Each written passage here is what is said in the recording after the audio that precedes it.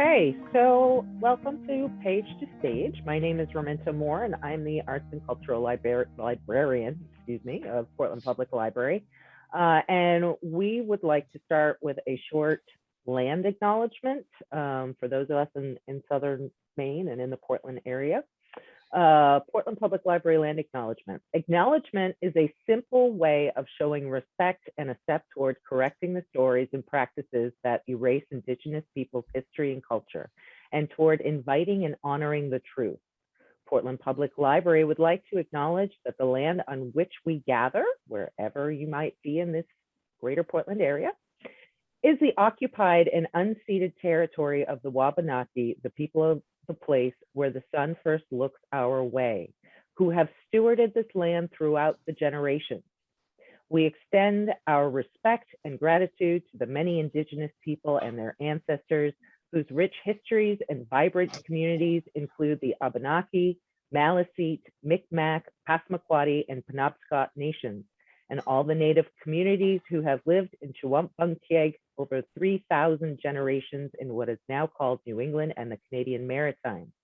We thank them for their strength and resilience in protecting this land and aspire to uphold our responsibilities according to their example.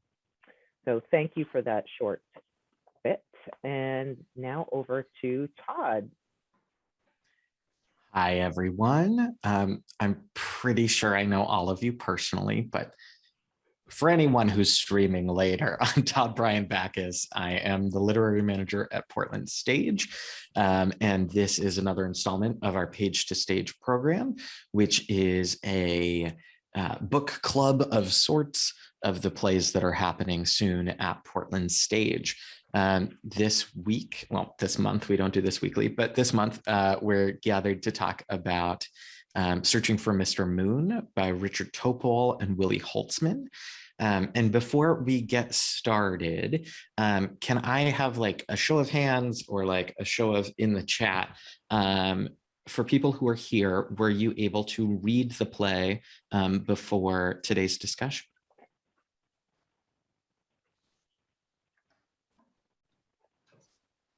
I see some hands raising. Excellent, excellent. And one from Lynn. Thank you, thank you. Excellent. Wonderful. It's totally okay if people haven't. This just helps me get a barometer of like, what are we looking at in terms of the discussion. And then one of the things that's interesting about this piece is we did a reading of an earlier draft of it over the summer, which was then called Give Me a Moment. If people can lower their hands and then like raise their hands again or drop in the chat, did you see that reading either on our main stage or streaming? It was during those like beautiful 3 weeks in the summer when we thought COVID was over and everyone was gathering again. It was great.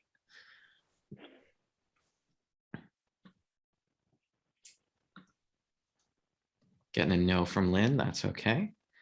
And a hand raise from Pam, excellent. Cool, cool, cool. So there's a couple things that I can say about this piece just in general. No to hearing it, that's okay, Pam. So nobody's seen it on stage before, so that's exciting. That's a fun and exciting thing. The play has changed since both the draft that you have in your hands, if you got one from the library, and since the reading that we had over the summer, which is kind of the goal of new plays, is that they get strengthened and refined. This piece is still changing a little bit in rehearsal, which I'm excited about. But this is a play about parenting, fatherhood, and like the balance of art making and family rearing. Richard Topol himself, this isn't a spoiler, the play kind of follows like him from his daughter's birth to his father-in-law's death as he tries to wrestle with how to be a dad as someone who lost his father at an early age. And so the play kind of like hops back and forth in time as Rich sort of auditions different men to be his father, which I find really fascinating just as a concept. He worked alongside Al Pacino at Shakespeare in the Park and then on Broadway. And he found himself like at lunch with Al Pacino being like, this guy could teach me how to be a dad. And then was like, what? Al Pacino's not going to be my surrogate dad. And then he also had some thoughts about his father-in-law, which is like clearly an easy place for him to look. But his story is a little complicated there because his father-in-law is or was the composer Lukas Foss, who's like a large figure in contemporary classical music. He was like Leonard Bernstein's best friend. The two of them kind of grew up together through Tanglewood and became like really cool artists of their own. Lukas Foss focuses on kind of weird found music and kind of tried to like break classical music and see what we could build up out of that, whether that's like spelling out Bach in Morse code on a xylophone in the middle of a production just to see what it sounds like, among other things. Lukas Foss had a really interesting career when he was programming, I think in Western New York, doing like weird new like classical music, contemporary classical music. He programmed, hello, Meredith. He programmed the Grateful Dead to do a concert amongst like the orchestra, which is just like, gives you a sense of the eclectic work that Lukas Foss did and how trying to go to him and say like, hey, can you teach me how to be a better dad might feel intimidating for Rich Topol. At, for instance, a Christmas party with the Bernsteins, just small casual things. We are joined now by Meredith G Healey, who I will allow to introduce herself a bit, but she is the assistant director and dramaturg on this piece and just got out of rehearsal to be with us today. So she can talk a little bit more about that. But do you want to say, hey, Meredith? Hi, everybody. Excited to be here. I did really just step out of the rehearsal room where a lot of really exciting stuff is happening. And so happy to talk to you guys about that process or about the script itself. Yeah. I was just giving a little background on the world of the play and Richard's journey and kind of what the play is a little bit about. I think it's a very interesting play that, while it is very specific, like not all of us have very famous father-in-laws or are grappling with being a burgeoning Broadway actor while trying to raise an infant. That I don't think that that's a universal theme within the play. However, I think there's something to be said for the way in which, and particularly the way in which our culture does this to men, the way that we like don't prepare men for fatherhood, but also the ways that like we're all unprepared for parenthood. We are all trying to mimic an idea of what we think our parents did for us from the things that we can remember. And also the Rich Topol also has some worries about heart complications and mortality. And I think that there's nothing that makes you feel like more aware of your own mortality than like bringing another life into the world. And I think that there's really universal and beautiful things that this play has to say about those things, even if it is amidst this like very different life that many of us are not going to lead. Yeah. Meredith, I was wondering, could you talk a little bit about One, just like how things been going in rehearsal. I know that we made some changes between the initial rehearsal draft to what we actually started with. Have things been changing there? Yeah, there have actually been quite a number of changes that have that's happened. Exciting. There haven't been, I would say, super major things that have changed, but there have been some rewrites. There's one scene in particular that I think has always been a confusing scene for people, because it's the one person show, and I think it used to open without Rich really narrating. And so all of a sudden we go from Rich drowning or feeling like he is drowning in the lake to Lukas conducting one of his pieces called Time Cycle. And then from that, we go immediately into Lukas and Cornelia, Rich's mother and father-in-law, having this conversation about a piece that Lukas is flying away from California to compose in New York, and then they're back in California, and it feels very kind of jarring and confusing upon first read. So that, I would say, is the biggest section that has been kind of condensed and rewritten.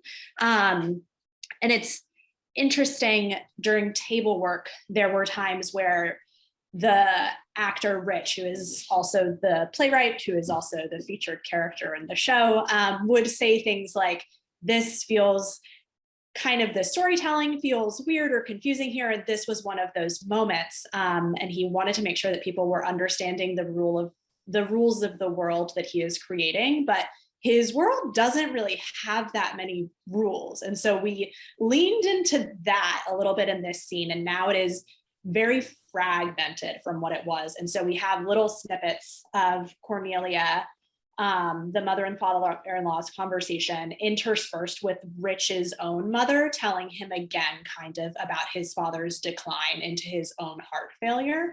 And so it ends up juxtaposing the two mother characters in a really interesting way. This is the scene that we see his mother-in-law sacrificed her work to save her husband's work. And we see his mom talking about how his father died and kind of urging Rich in a way to take care of his health before that happens to him, his mom, who was left as a very young widow. And so we see these two women. And then the scene that follows is hearing Eliza's perspective of her childhood. And so his wife's perspective, which is an interesting thing. And I feel like it makes me see the women in this show in kind of a brighter light than I had seen them. And I don't know, as a woman, I identify with their struggles, but I feel like Rich is kind of giving them more their due by the way that the scene works now. So that's excellent. I think the biggest thing that's changed. Cool. Awesome. Thanks for that. Is there anything that like comes to like, what are the themes that are exciting you about this piece? What are the ideas that, especially in the rehearsal hall, with the director, that you have found she's really interested in as well? Yeah, I think the idea of mortality is really interesting. The idea of kind of making the most of the time that you have. So something that Rich in real life has in common with his father-in-law, Lukas, is that they are both constantly like running from place to place because they don't want to have any wasted time in their life. And this is something that we see Rich doing, like as he's resetting the stage between scenes, he is just like constantly moving. And so I think that larger idea of like really trying to make the most of it is something that I find to be really relatable. And then as an artist, and I feel like especially right now, as the theater world is starting to come out of the pandemic, and we're having all of these conversations about work-life balance and kind of how rehearsal structures can figure into still having a family and being able to spend time with your kids or your spouse on the weekends. There's this interesting conversation that exists between like, if I make sacrifices to be there for my family, am I able to like be a great artist? And so there is this work-life balance that is kind of behind everything. And we see that Eliza at some point pretty explicitly says, I like gave up my career. I put my career on hold so that we could have this daughter and that she could have the childhood that I never was able to experience because my parents were not there for me because they were pursuing these other things, and those things were not like raising their children, which is, I think, really a universal thing that I know many parents and people have thought about, regardless of if you're an artist or if you are a lawyer or a doctor. There's always like the work calling that you're really passionate about, and there is your life at home, and trying to balance those things. So I think that's a big theme as well. Awesome. Thank you for that. Mm-hmm. I think for those of you who haven't had a chance to read the play yet, that has probably given you a good baseline. So with that in mind, one, for those of you who didn't have time to read the play, do you have any questions about that?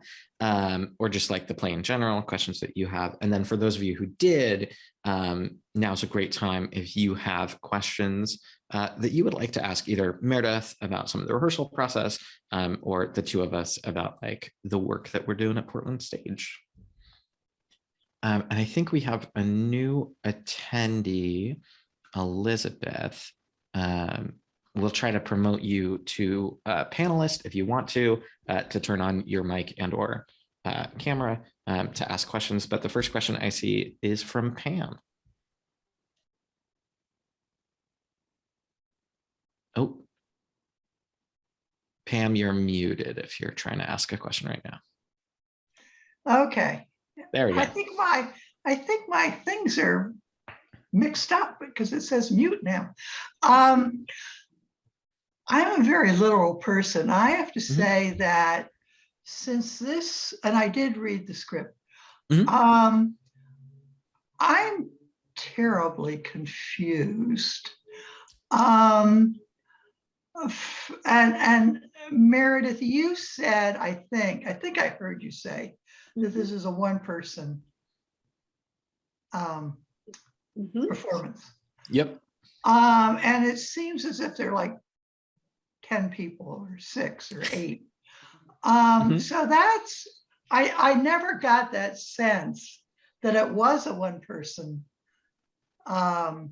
performance, because normally the script has the cast listed, or at least the characters listed. And here we are thrown into the beginning. And so that's enlightening. And maybe you could talk a little bit about this Richard Topol, or whoever plays Richard Topol, how he plays all these other people. And the second thing, and I have to give credit to my friend Lynn, who's on this this evening's video thing, well, whatever we call this, Page to Stage. I couldn't even figure out from page 1 what the hell was going on. And I start with LX LQ1. And then we go to LQ9 USC. And then we continue to things that, I mean, it's not even theater jargon to me. It's like gobbledygook. So can you just sort of talk about the script and make it make sense?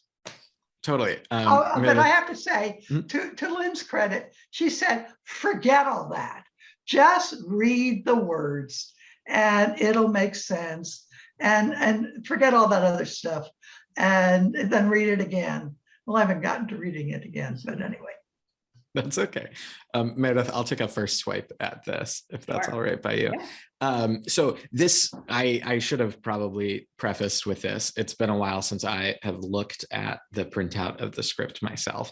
But this is a very different script from those that we present, either from like regular new works or for published scripts that you would normally see at the Portland Public Library.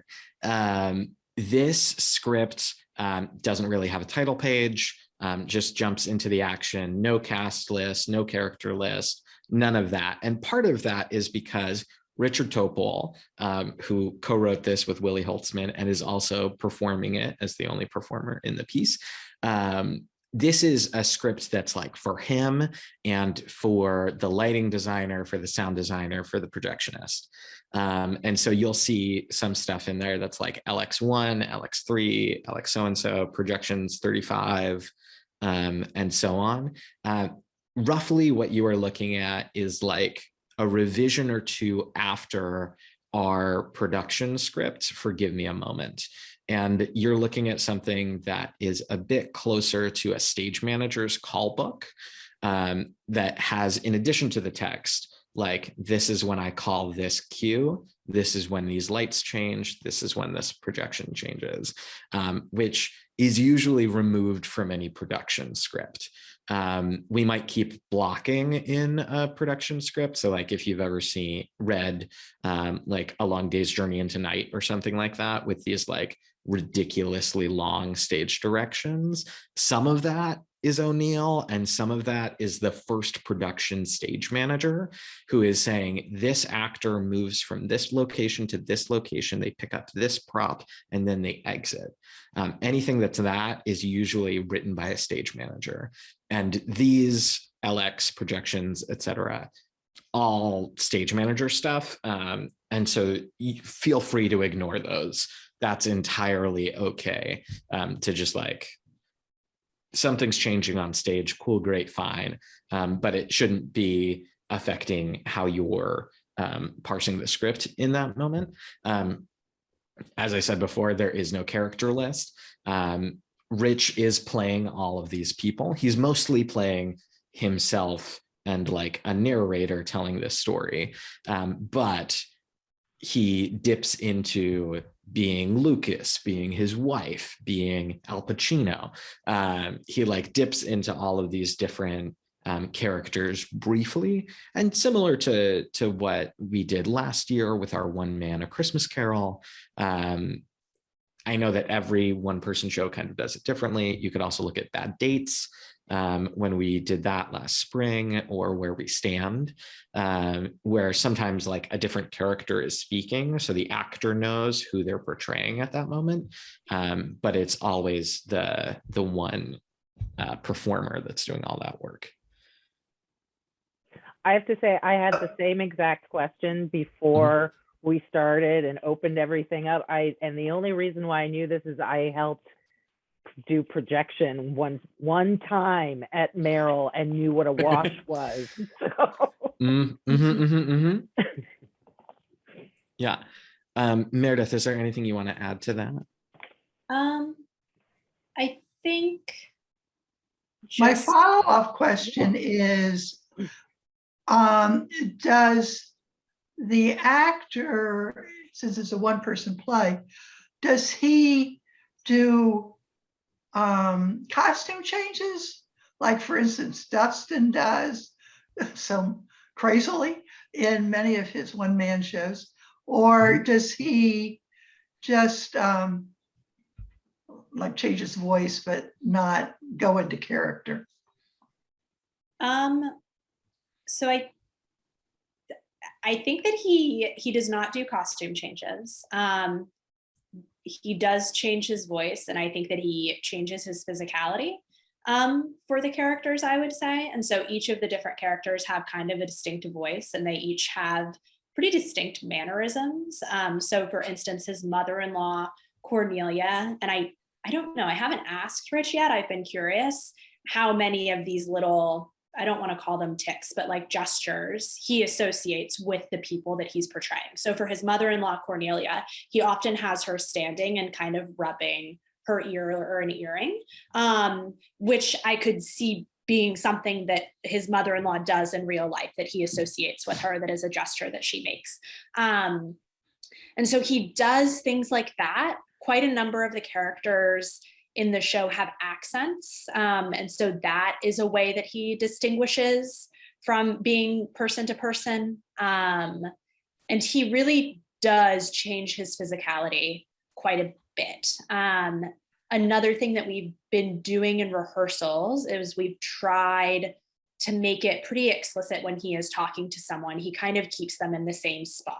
And there are different parts of this stage that we hope the audience will start to associate with different characters. And so one part of the stage is often where we encounter the Fosses, and that is their apartment. Another part of the stage is where the hospital is generally placed. And then there is another part of the stage where Rich is generally spending time with his own parents, where his mother and father are usually located.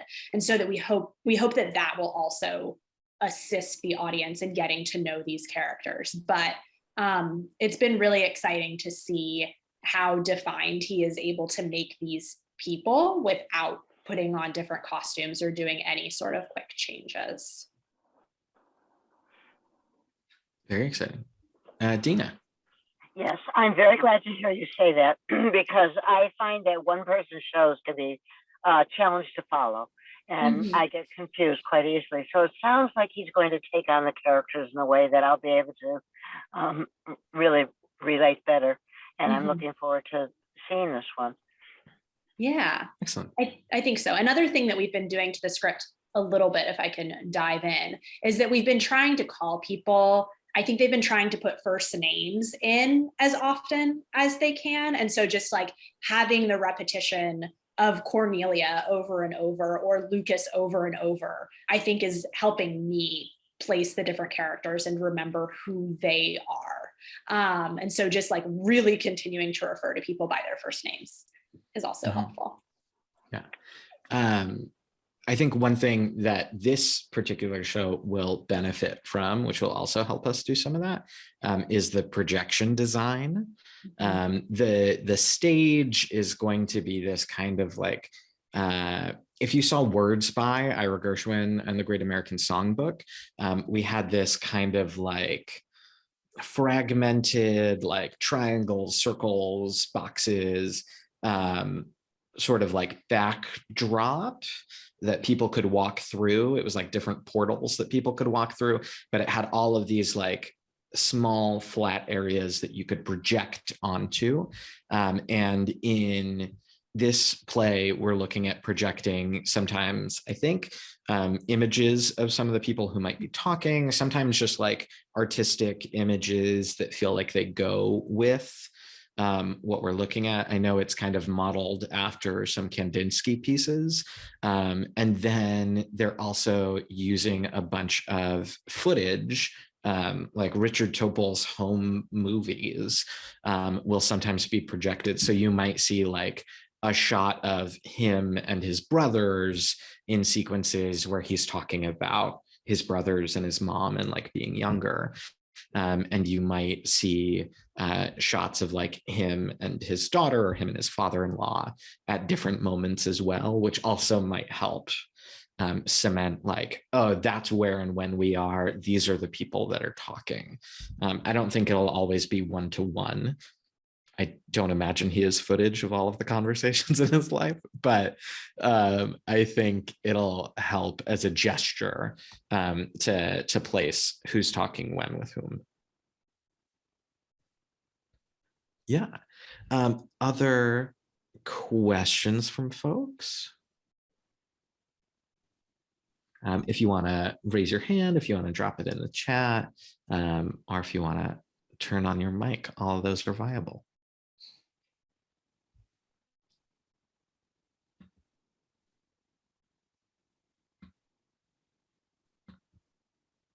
Seeing Pam has her hand raised again.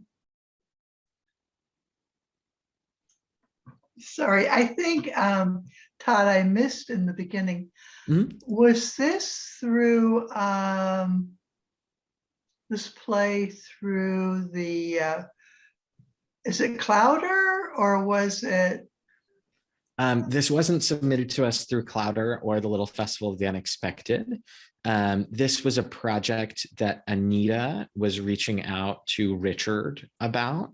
Oh, okay. The two of them go back a ways, and then Willy Holtzman, who co-wrote on this, audiences might remember from things like, the Morini Strad, which was about a violin and a violinist, and the violin goes missing. That was actually the first show I worked on at Portland Stage back in 2011.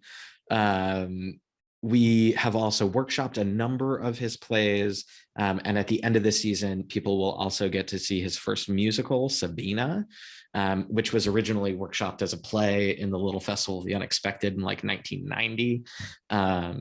So there was something between both Anita knowing Rich Topol quite well and our long relationship with Willy Holtzman. And they were like, we have a project, it's a one-man show. Would you like to help us do a workshop? And Anita said yes. And so we did that workshop this summer, and she felt that people were pretty taken by it and pretty moved by it. I think it's an interesting piece of theater. And when we were trying to fill out the rest of this season, she was like, this feels like a good thing to do, to both like support artists that we have relationships with, and to do something that we think people will like feel pretty good about. I know it sounds like it might be a bummer of a story. It deals with thinking about your own mortality. It deals with like early childhood death of a parent. But like, this is not a bummer of a play. I find that the play is very uplifting in what it says about like being there with the people that you can be while you have time, and like centering, not just like centering family, but like centering relationships. So I think it's a very uplifting piece that is useful for where we are right now. I have a question. Yeah. And I don't have the ability to raise my hand, so I'm just gonna. No worries. So I did not realize that first of all, it was a one-person show, and I did not realize that it was autobiographical. So given that, I mean, it must be so interesting to see Rich perform this. It's such an emotional piece. I just would like to hear, you know, what it's like to see him do this. And I don't know, I'm just taken by all of that, because as I say, it's so emotional. So Meredith, if you could just comment on that with how the rehearsals are going in that sense. Sure. It's really interesting. So we have a director, Julia Gibson, is in the room with us. She has known Rich for many years. They went to graduate school together. And so that relationship has actually been really interesting as a young director myself to watch, because the shared language that they have and the shared history makes it, I think, a really good working relationship. And I think that he really trusts her, which is so important when you are acting out your own life story, and it is very vulnerable. For her to be able to give him a note on how he is playing himself, and for him to then be able to take the note and respond to it, is like very cool to watch, and I think speaks to their relationship and also her ability and her insights as a director. It's also interesting. I just did an interview with her a couple of days ago for Play Notes, our audience resource guide, which you will all be able to read when it's published in about a week. And she talked a little bit about how she knows him really well. She has been present for many of the moments that they talk about in the show. She was, I think, at or around the hospital when his daughter was born. She went to visit him when he had his heart surgery. She went to the funeral of his father-in-law. And so she's been a part of many of the moments that are mentioned in the play. The one thing that she does not or did not talk to Rich about a lot, or hear him talk about a lot ever, was his father, which is a huge part of this play. And that is something that he like doesn't talk about as a person. And so that vulnerability is really interesting. And I think that it's interesting to watch a person play themselves and also make discoveries about their real life and their real relationships kind of in the moment. yeah, so it's been very fascinating to watch him kind of process the show and the different moments and the beats as he goes through it. But yeah, it is a show that is fully based on his real lived experience with his family. I think something that is also just fascinating about this, because we've done a number of one-person shows in the last year due to necessity. This one is by choice, but because Rich helped write it and because it is his life, something I am fascinated by is that like we're doing very short rehearsal days because like he doesn't need to learn the words a lot. He knows most of them very well. These are stories from his life. And so instead of our traditional like 6 or 8 hour a day rehearsals 6 days a week, we're doing closer to like a 4 to 6, 5 days a week, which I think also gives him room to breathe outside of the rehearsal room, which is really important to like be able to say like, oh, you know, this wasn't working for me yesterday and I couldn't put my finger on it. But now that I've had time to think about it, what if we try this? And I think that that's like a benefit of doing this like very personal piece, but something that he knows kind of in his bones. And I think for a one-person show in particular, from like the aspect of looking at the effect that has on the actor, he and the director were talking about a note or a series of notes that she had given, and she asked him if he was like processing things, and he said, yeah, but you know, it has just hit me that I'm the only person getting any notes. He's the only person in the scene. He is the only person that we have all of our attention on. He doesn't have a scene partner outside of like talking to me as a person in the audience or talking to our stage manager and pretending that we're there interacting with him. And so there really aren't breaks. Like if you're in even a two-handers, I guess, are a little bit different, but if you're in a cast of 4 to 5 people, you have downtime. You have scenes that you're not involved with, and you can go off stage and you can take a deep breath, you can get water, you can process kind of what worked and what didn't work in that pass. But when it's all eyes on you, you have to be on all the time. And so I think that the shortened rehearsal has been really good for him and for everyone in the room. And yeah, it's an interesting process. Awesome. Dina? This is exactly why I like Page to Stage. As an usher and as an attendee at all the plays, I really like to understand it. And this is certainly going to make me appreciate it so much more. Knowing what he's experiencing and what you see happening for him is going to help me. So I really do. This is one of the reasons I like to promote Page Stage, and that's why I'm here. Wonderful. Well, thanks for coming. Thank you. Does anybody else have any questions? If not, no worries. But did some Googling in the background. It looks like Cornelia is an artist in her own right. And she's descendant of a extremely famous German artist as well. So, I mean, like these in-laws seem pretty, like, you know, pretty high level to look up to, at least artistically. Oh, yes, sir, certainly. I mean, the first time that we see them or hear about them in the show, they're coming to the birth of his daughter from a gala. But then the first time that he really meets them and interacts with them as an adult, Eliza is kind of ushering him into this Christmas party that you would presume is their family Christmas party that they hold every year. And Rich, I think, says that it is a night where famous people are taking the night off from fame, which I think is such a funny line. But Eliza lists, I think, the Guers, he's like a famous absurdist playwright. House of Blue Leaves, I think, is probably his most famous work, and the Vonnegut's are going to be there, and Dad and Lenny Bernstein are going to like go back and forth on the piano. And so it is, yeah, the world that Rich is ushered into through his wife is is really interesting. I mean, and then he has his own connections through the actors that he has worked with on stage. But I think it is through Eliza that he kind of experiences this world that is totally different from his own.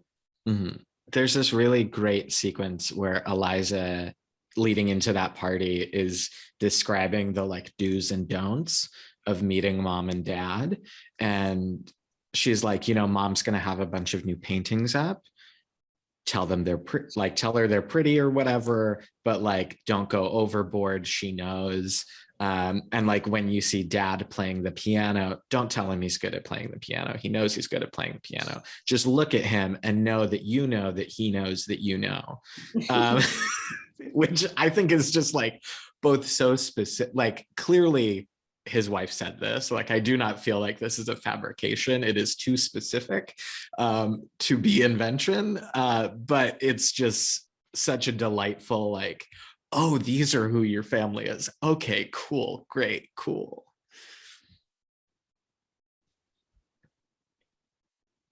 Any other thoughts or questions? I see another hand raised.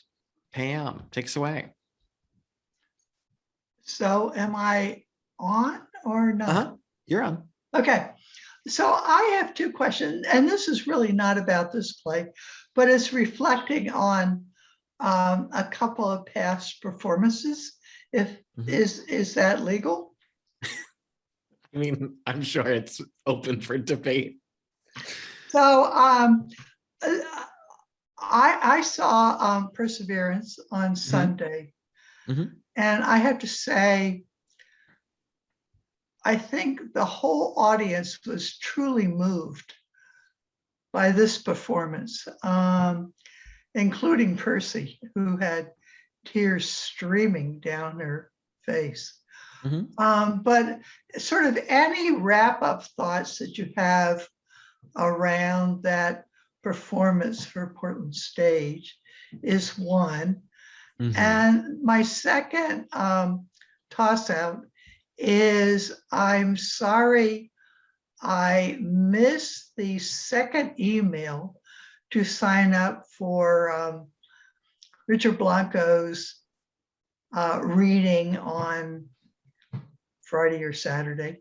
When I first signed up, it said that the event was full or passed or whatever. And then I missed that it was opened up again. But I guess my question is that, I know that Richard has been commissioned by Portland Stage to write a play, and is this the play? And secondly, comments about where it is. Yeah, I think I can tackle all of those. It also kind of works into some of my closing stuff that I was just going to check in with people about. So maybe we'll do both at the same time, unless someone has something they want to say about this play. But I'm really proud of the work that we did with Perseverance. I think the people who have come to see the show really appreciated it. I think it's a moving story. I think it is in some ways like prescient, but feels very current and contemporary, even though it's set in 2020, but was like written to be performed in 2020, which we are no longer in. And I think the way Callie, I actually have my script right here on the table, but the way that Callie has woven the story of these two women back and forth from 1920 to 2020, I think was really moving and impactful, and kind of showed people that like history isn't as far off as we like to think it is often. And I think it was really important for us to do that work, and I'm really glad that we did. That said, if you missed the live in-person production, it'll still be streaming for the next 2 weeks on our digital on demand. I know that $25 is nothing to sneeze at, but $25 for a night of theater that you can enjoy from your own home with popcorn in your jammies sounds great to me. So that's available for people who didn't have a chance to see it. And I think encouraging people to do that would be great. I was going to chat about Sweet Goats and Blueberry Senoritas, which was the Richard Blanco piece that we've commissioned. We had our first we had our first Zoom reading of it this Saturday. I unfortunately wasn't able to attend. I was out of town attending to some family matters, but it's streaming right now through tonight. So if you're watching this on YouTube later on the Portland Public Library, I'm so sorry for you. You have missed out. But Pam, you can watch it right now. If you go to portlandstage.org and click on under streaming, it'll say Sweet Goats and Blueberry Senoritas, and you can just watch that. And I'm actually going to do that after this. Because I haven't had a chance to yet. And I'm really excited about the work that Sally Wood did as a director. Richard Blanco teamed up with playwright Vanessa Garcia, and the two of them have woven together a really beautiful story about community and belonging in Maine that I was so grateful to be part of rehearsals for before I had to head out for the weekend. And it's just, I think, a really lovely and heartwarming piece about what it means to like build community and what it means to leave community, and how we can like be better neighbors. And that, I think the line is still in there, but they were doing a lot of changes.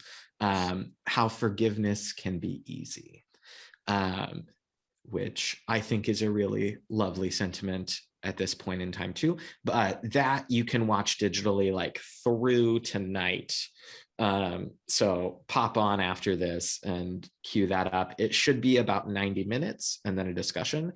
As for where it's going, our hope, and I think we're in a really good place for it, our hope is that we are going to workshop that in the Little Festival of the Unexpected in the spring, because we think it's in a good place.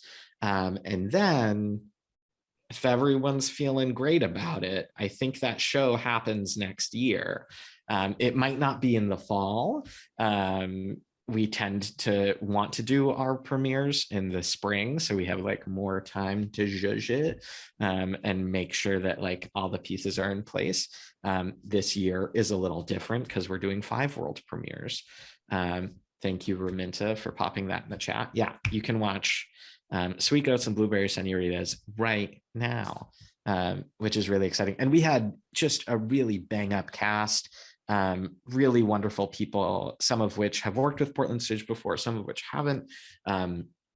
Gilbert Cruz, who was with us for Gemma Gisbelli by Chiara Alegria Hudez when she won the Clowder competition, before she wrote like Elliot a Soldier's Fugue and the book for In the Heights.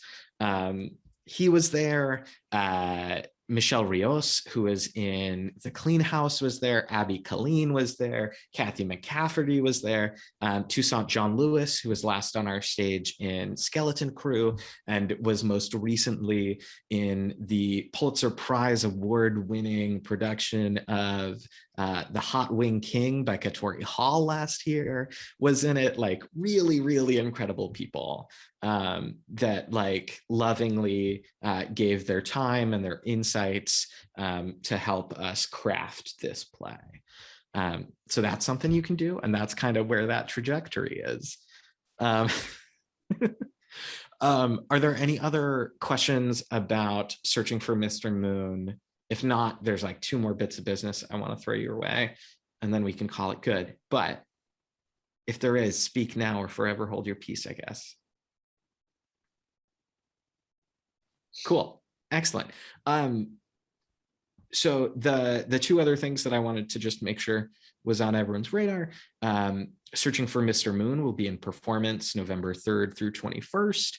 And then on like the 18th or maybe the 17th, it'll be digital. And then that'll continue through early December. 2 weeks after closing is how long we have those digital windows for.